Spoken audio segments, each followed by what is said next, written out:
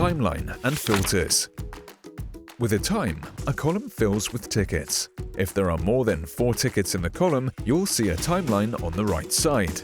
Click on any date there and you will see tickets around this date. Tickets are sorted by the date they were created.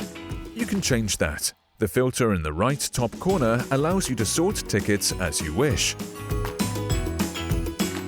by the due date, publish date, and so on.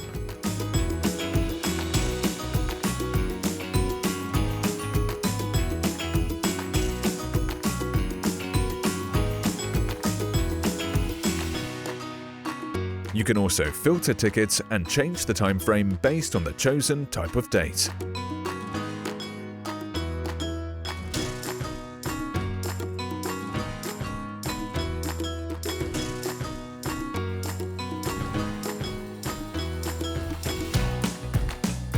eStudy FM is loaded with benefits. Discover it for yourself and join for free now.